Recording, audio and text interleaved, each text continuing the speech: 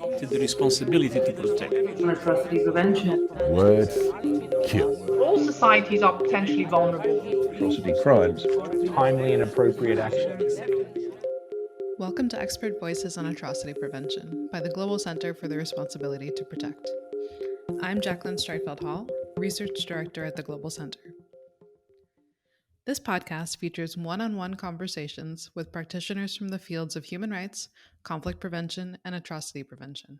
These conversations will give us a glimpse of the personal and professional side of how practitioners approach human rights protection and atrocity prevention, allowing us to explore challenges, identify best practices, and share lessons learned on how we can protect populations more effectively. Today I am joined by Dr. Chile Eboe-Osuji. Dr. Eboe-Osuji served as judge at the International Criminal Court from 2012 to 2021 and was the court's president from 2018 to 2021. He is currently Distinguished International Jurist at the Lincoln Alexander School of Law at Toronto Metropolitan University and a visiting professor at University of Windsor. Thank you for joining us today. Thank you very much. Dr. Eboe-Osuji, you have such a rich history in international law, so I want to just dive in and ask right away, what are your top recommendations to the international community to overcome challenges that have made justice for atrocities more difficult in recent years? And particularly in public lectures you gave recently at the University of Toronto, at ACIL conference last year, and the Stanford School of Law, you talked about adjusting international law in at least two ways. First, by amending the Rome Statute, and second, by adopting a new covenant on the right to peace. How would those measures improve protection? Thank you very much, Jackie. It's a great honor to be with you. And the time of this podcast is particularly topical. We are at a time when we no longer speak about international criminal justice in the as a matter of hypothesis or as a matter of theory. We are seeing its value as we speak.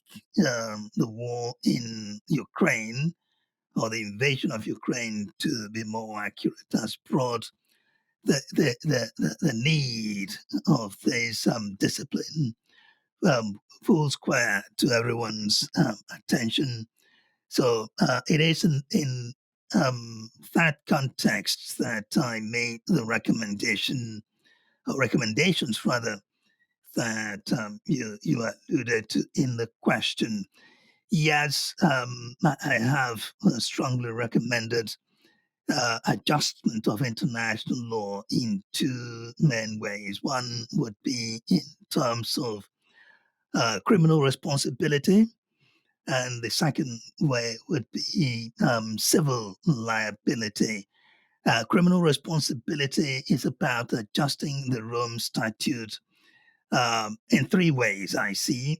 Three ways. One of them would be to extend the criminal responsibility for the crime of aggression, to extend it to a rank and file, the military rank and file. In other words, officers and foot soldiers in the field also need to be held responsible for the crime of aggression. Currently, that is not so. Those who design the norm of the crime of aggression, for some reason, decided that it was best to focus it on political and military leadership of state. If we want really to put pressure against the instinct, or rather the inclination of strong men, usually these are men, to wage wars of aggression when they're in positions of power.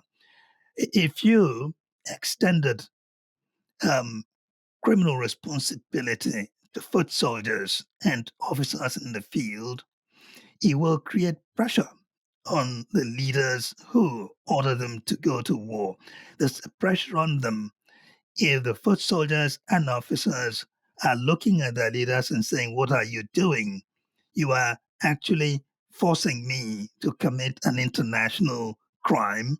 I don't feel comfortable doing that," or "No, I will not do that." So that is what I mean by pressure.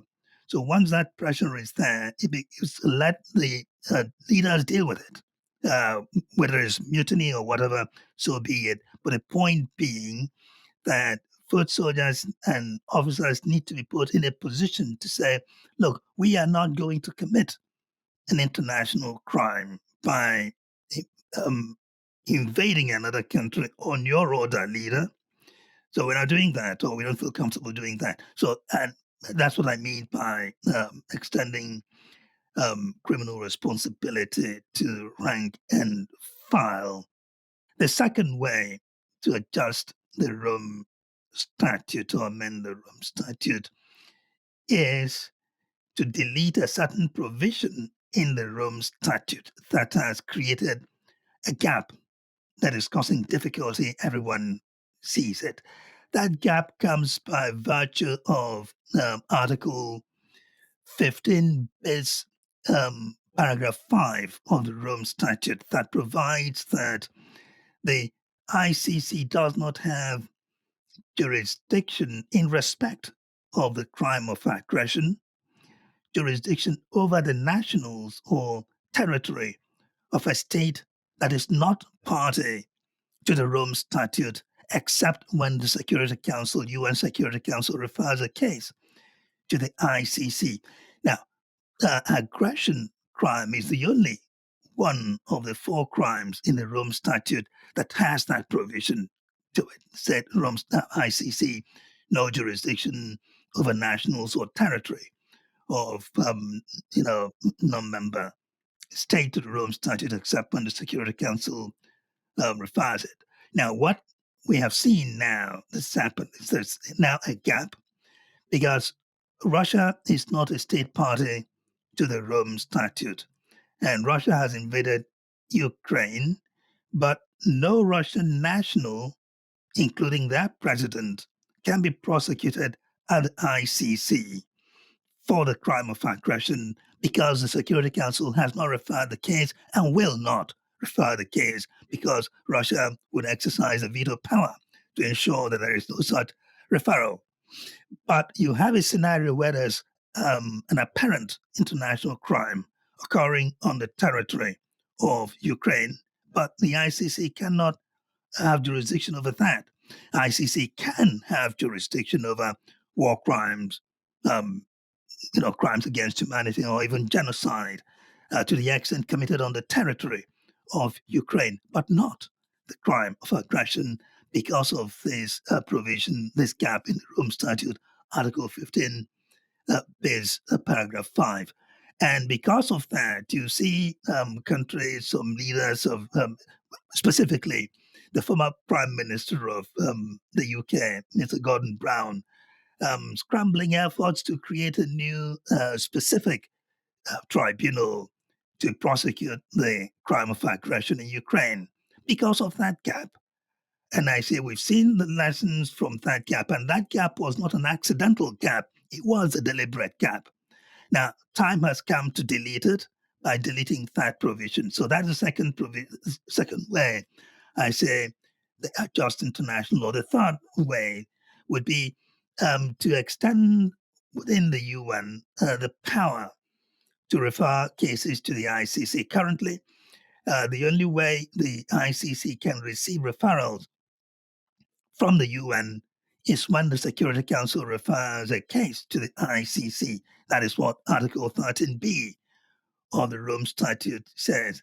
But I'm saying again, what has been happening since the war in Syria and so forth, and now the war in Ukraine, is we see that the Security Council cannot refer a case to the ICC when some powerful interests within the P5 exercise veto power to stop that happening. So this time has now come to consider, and I do strongly recommend adjusting that provision, Article 13b of the Rome Statute, so that the UN General Assembly can do something when the veto power has been, should I say, immorally exercised to stop justice being done and victims receiving justice when justice cries out to be done. And the only way to do it would be when the Security Council refers a case to the ICC. But Security Council doesn't refer a case to the ICC because someone decided to, so I say, morally exercise the veto power. If that happens, there should be the possibility of the UN General Assembly taking up the question, saying, hang on, the Security Council hasn't done what it is supposed to do here, so we are going to try and correct that. So these are the three ways I think that I strongly recommend adjusting international criminal law to attend to the need for justice in this time. In terms of the second way to adjust it being the civil liability, civil liability front, I'm recommending the adoption of a new convention or a new treaty, an international covenant on the right to peace, so as to make peace, recognize peace as a fundamental human right, which should have been done a long time ago. We have all these rights. We see in the UDHR, Universal Declaration of Human Rights, and the ICCPR, and so forth. But none of them, in none of those instruments, do you see peace recognized as a human right. And you ask yourself, which one of these rights you see in the UDHR, in the International Covenant on Civil and Political Rights, and all the other slew of instruments that contain international human rights, which one of those rights can you really enjoy without peace prevailing? Rarely any. Could you, of course, if you're in the United States, perhaps you can say, well, you have the Second Amendment right, the right to carry weapons, but that's not an international human right. The point is to say, peace is a fundamental human right. It needs to be recognized as such, and the time has come to do so. Now, when you do that in a constrained way to target wars of aggression, the idea being anybody who launches a war of aggression is violating the right to peace, the fundamental right to peace. But you don't leave it at that. It becomes now a matter of the victims of that violation should have a right to remedy. In law, there is expression in Latin, ubius ibi remedium. In other words, where is a right, violation of that right entails an obligation for reparation. So you have fundamental rights to peace. Somebody launches a war of aggression that causes losses of life and property and mayhem in people's lives.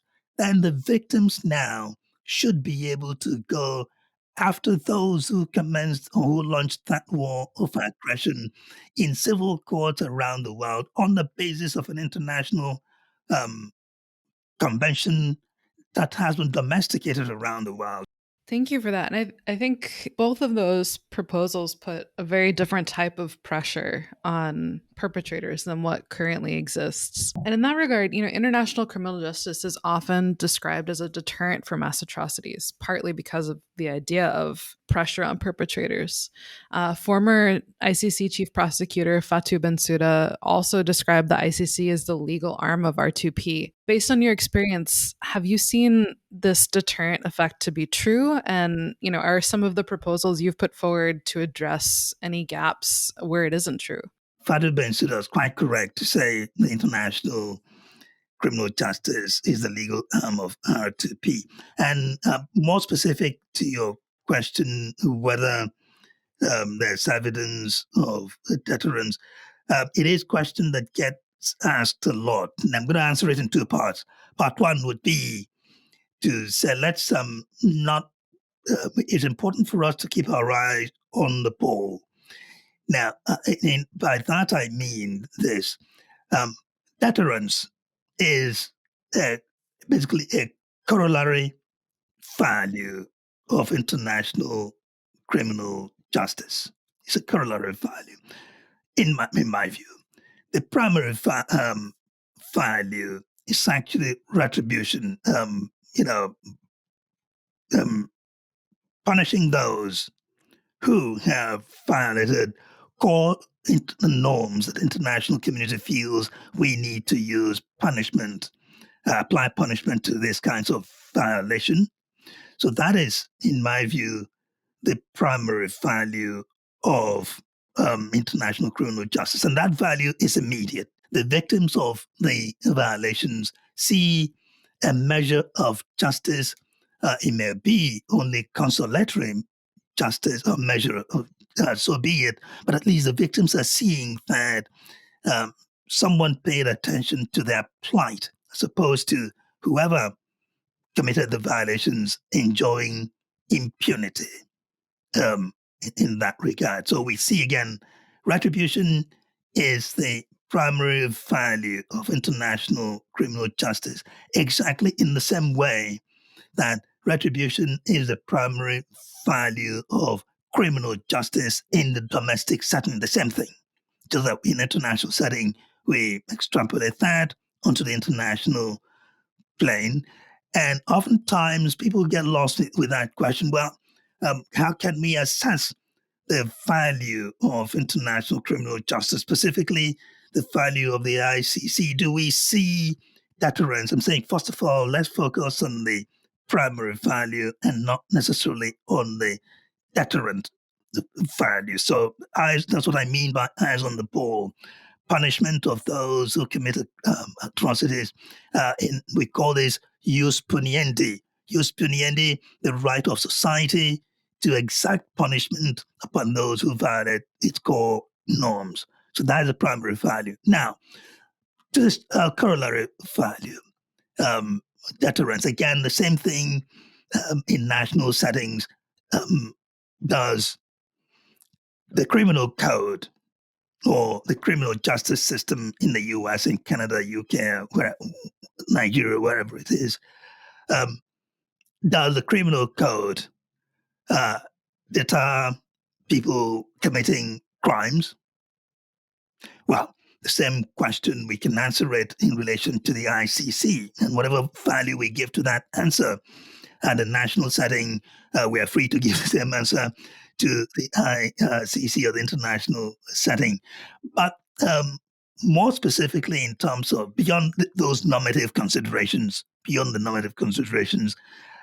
specifically on the evidence, yes, indeed, I am able to speak to the deterrent value of international criminal justice at its level.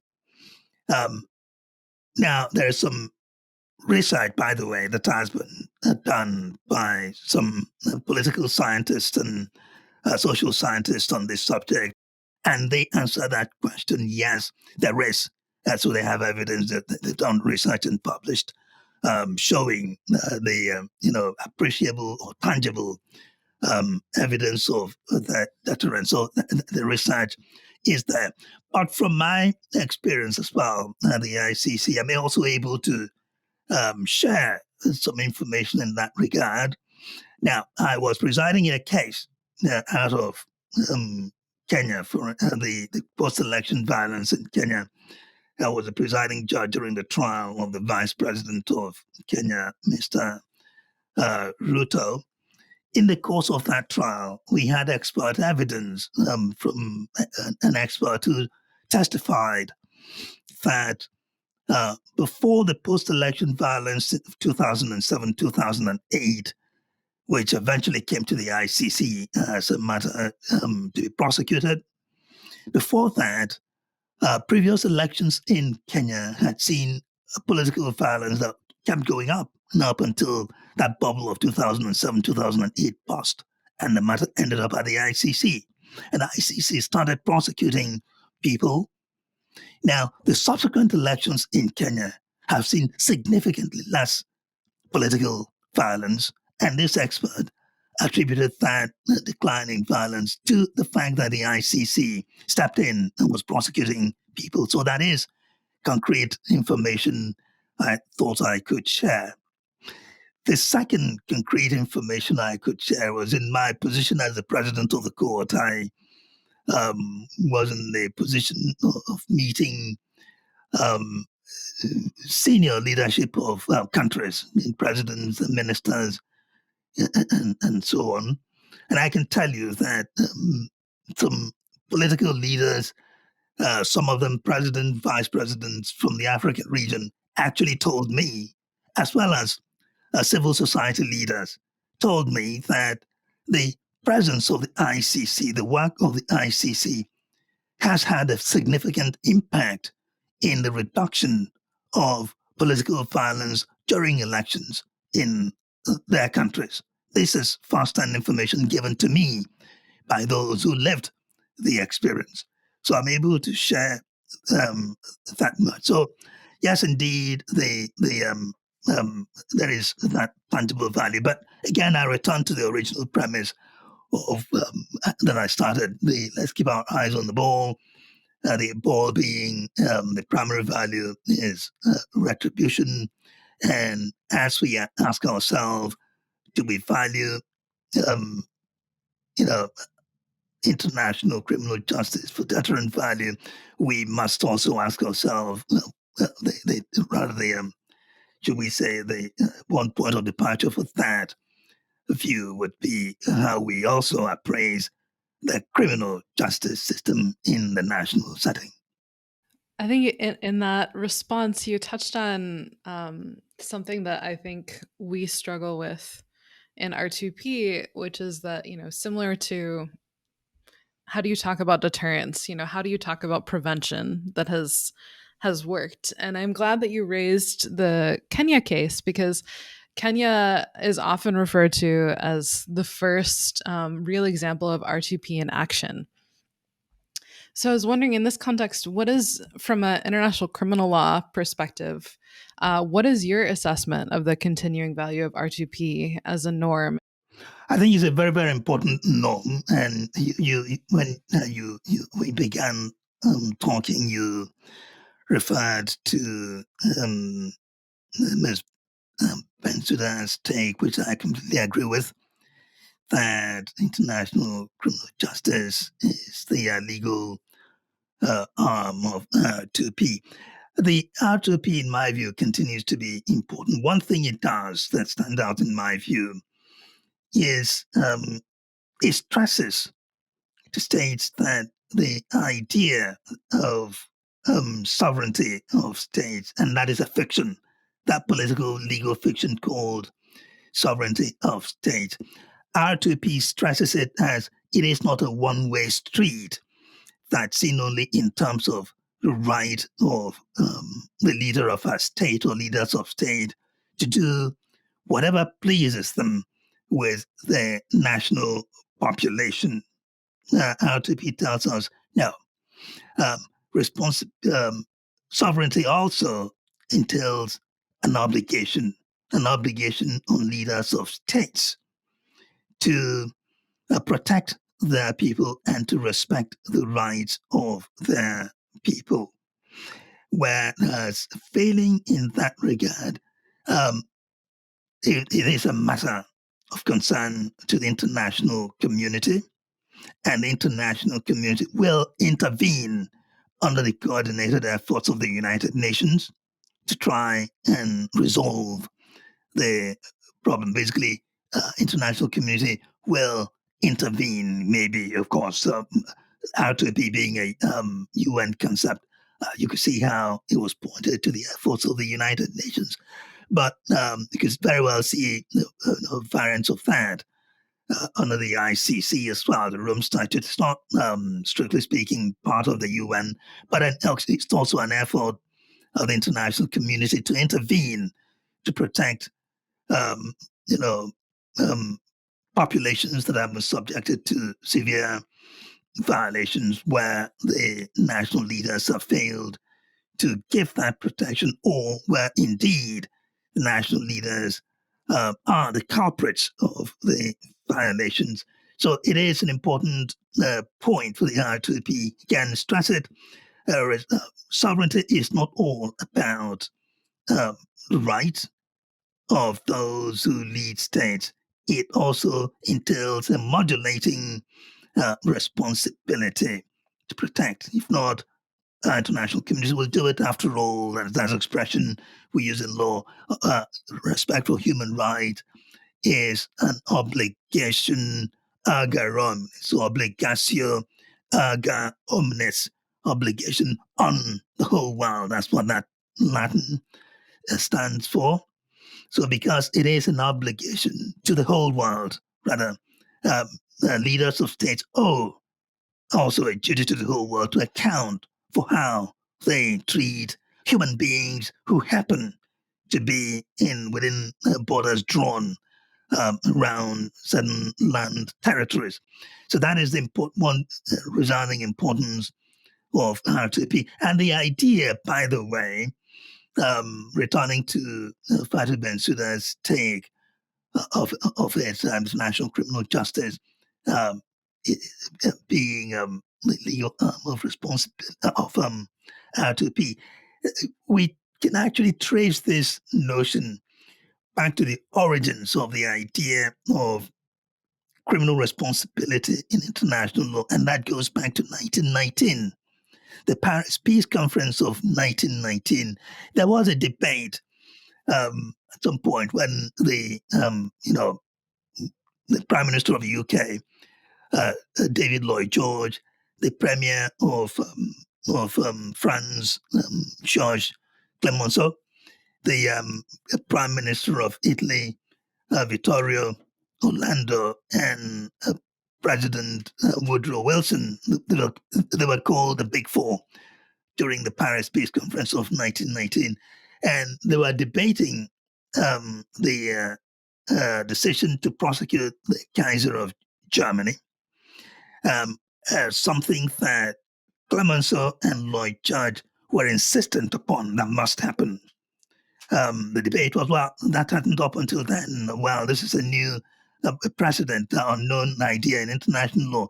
Clemenceau and David Lloyd George say, yes, we know that it's a new idea, but we want to change that. From now on, we want to make sure that even leaders of states who do these sorts of things, that commit war crimes or engage in wars of aggression, must be held accountable.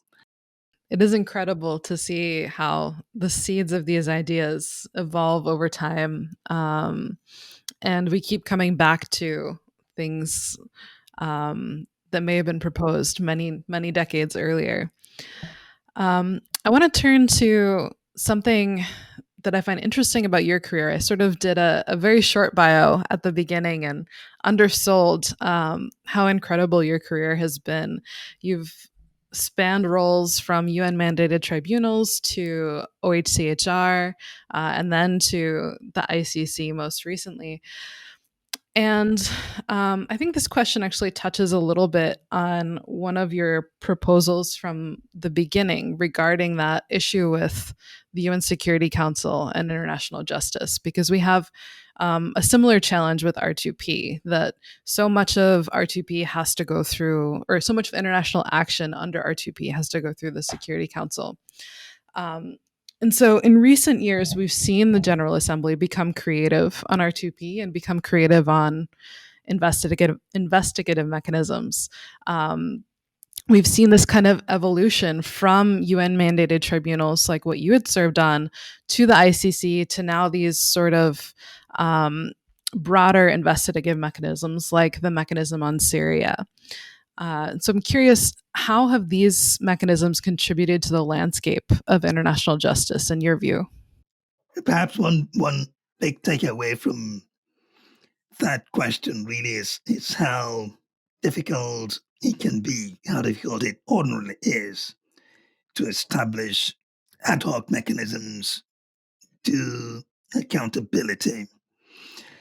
I say that because the project of creating the ICC, which is now the Permanent International Criminal Court, started soon after the Second World War, soon after the Nuremberg experiment. That's when the UN mandated the ILC, the International Law Commission, to study the question of feasibility and desirability of creating a permanent international jurisdiction for international crimes. In other words, permanent, mechanism, creating a chamber within the International Court of Justice, or establishing something apart from the International Court of Justice being an international criminal court. So that project started soon after the Nuremberg experiment. But you know what else happened soon after the Nuremberg experiment? the Cold War, right? So what happened was that the Cold War literally, or right, figuratively froze this effort to create permanent international criminal court. But then, late 1980s, early 1990s, we experienced that spring of hope on the international plane. And it was in that context that the UN Security Council now got together and created the ad hoc tribunal for the former Yugoslavia and the ad hoc tribunal for Rwanda 1993-1994, respectively. And while that spring of hope prevailed, those who had always wanted to have international criminal court now use the opportunity to bring back that project and quickly realize it, and knowing that we cannot be doing ad hoc tribunals all the time. There's a need for justice in these circumstances of, heartbreaking atrocities. So yes, let's have an permanent international criminal court that will do justice in every instance, because ad hoc tribunals, that's not the way to go. So that ICC, we saw, was created in 1998. But then we're now back to the Cold War. I now speak about the first Cold War, and then we are in what I call the second Cold War, right? But what we now see in the second Cold War is back to what things used to be before the thawing of the first Cold War. Nothing is moving anymore in the Security Council. They cannot create new ad hoc tribunals anymore. And the ICC has not received the optimum support that it should have received from states. United States governments who are preoccupied with attacking the courts and not playing into the hands of people who traditionally didn't care too much about human rights, respect, and all that. So that's that's what I mean by ICC has not received optimum support that it needs to receive. By now, one would have expected that the situation in Syria would have been referred to the ICC, but that didn't happen because people used the veto power to block that happening. So that's how we now ended up with making do. And the making do was the Office of the High Commissioner for Human Rights basically instigating the UN to create these investigative mechanisms. In international law in general, you refer to them as effectively commissions of inquiry. So their purpose is to gather and preserve evidence that could be used at an opportune moment. It could be states that want to use it, or states who want to exercise, for instance, universal jurisdiction, or if in future there is a change of government in the countries and they want to do prosecution, the evidence is preserved, or if for some reason the ICC is given jurisdiction, so the evidence is preserved. So that is the purpose of these mechanisms: collect and preserve evidence, because that's the best that could be done in the circumstances. The mechanisms is we cannot speak about them in terms of evolution as such, as if it is something different from what exists now. It is basically effectively the same sort of thing. I guess given the different ways that the information from these inquiries and mechanisms can be used, I'm also curious what your thoughts are on the place for universal jurisdiction over international crimes. It is a very important question. Again, it is. Oftentimes people tend to think about universal jurisdiction as a by the way idea to international criminal justice. I tend to have a different view of that. I do think that it is a central idea to the project of accountability, basically in the ecosystem of accountability using the law. Universal jurisdiction is a critical element of it. And as I said here, we said, well, the work of the Syria investigative mechanisms and all that will help exercise of universal jurisdiction. We see that happening now. Um, um, in Germany, Germany is now playing a leading role in injecting new life into the idea of universal jurisdiction. Was it 2021 or so? In 2021, there was a German court in Koblenz rendered its judgment on the prosecution of a Syrian official who had been implicated in um, you know, war crimes in Syria. We have another court in I believe Frankfurt, I think, also engaged in trial. I don't know whether they're finished now, but I know there was a case going on there. And German courts have been, basically leading the current effort on universal jurisdiction.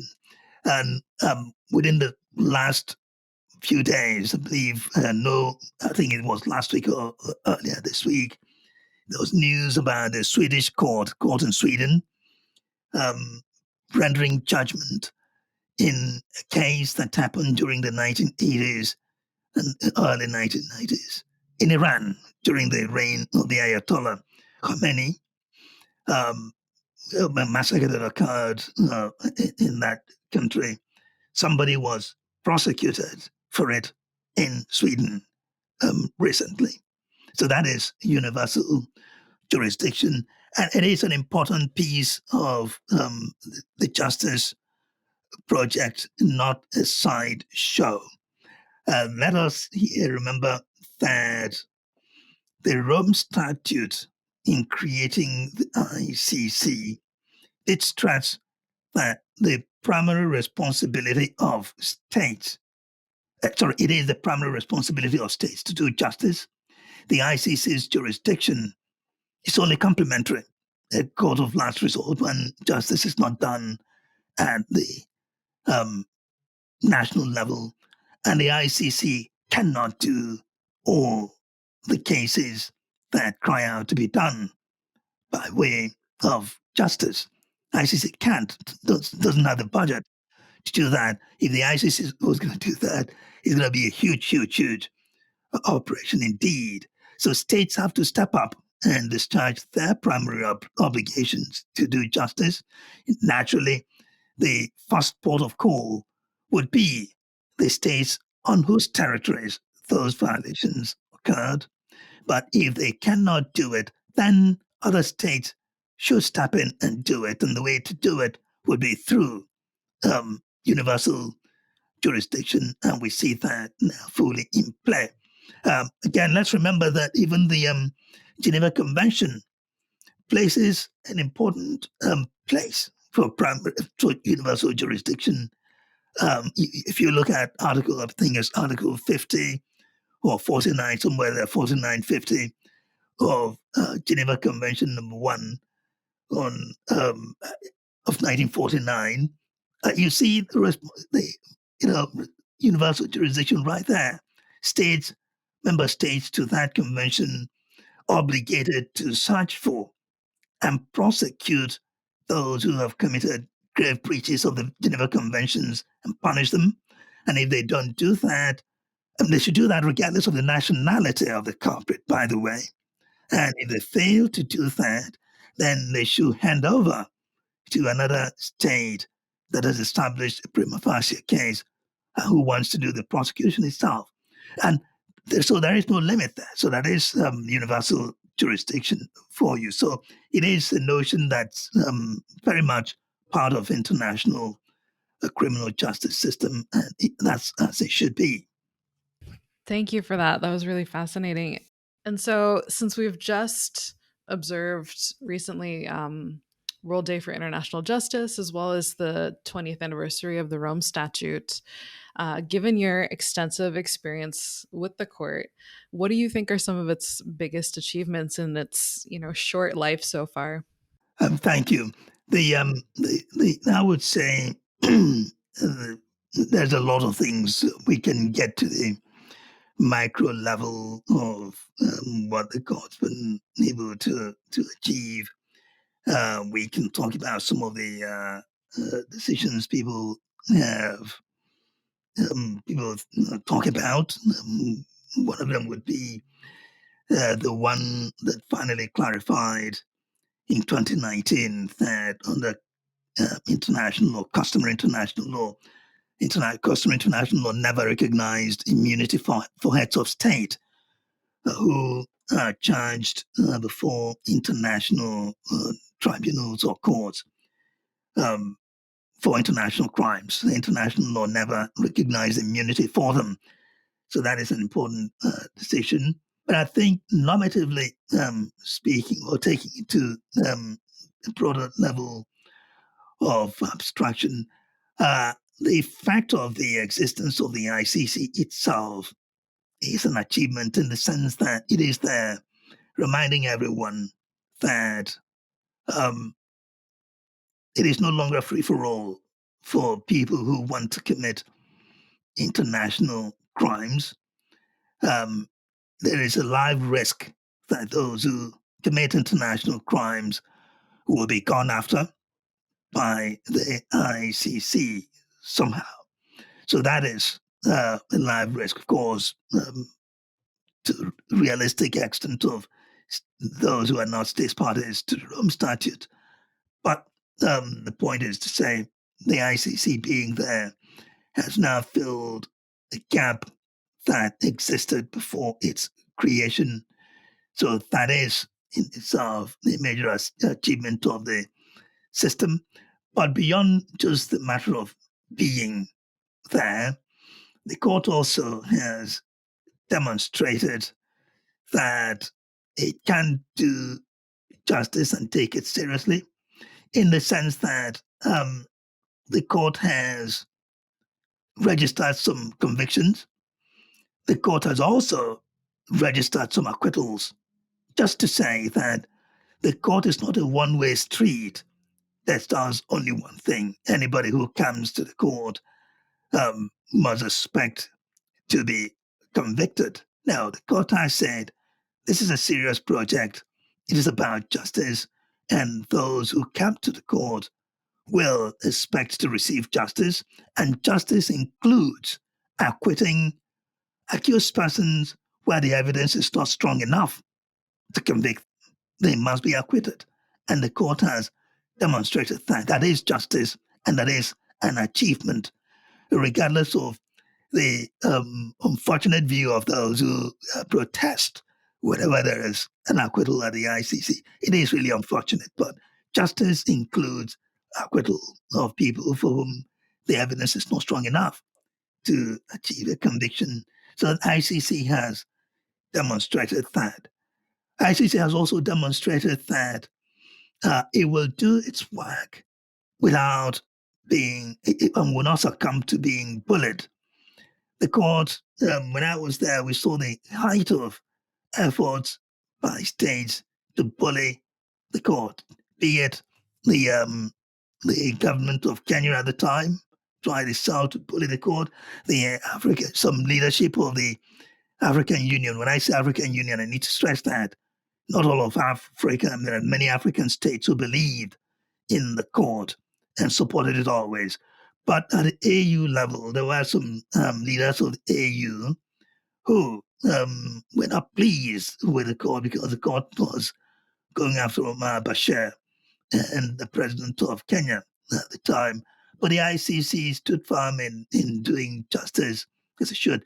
But not only from the African Union, you saw efforts being made to bully the court from the governments. Now, I must stress this.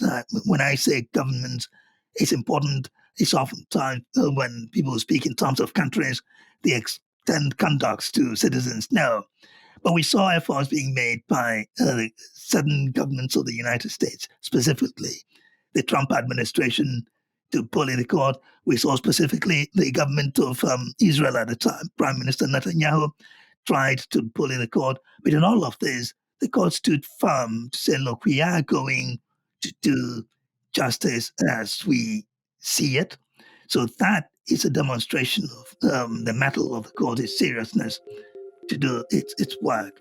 So those, in my view, are important achievements. So something that the international community should be very proud of. Thank you for joining us for this episode of Expert Voices on Atrocity Prevention.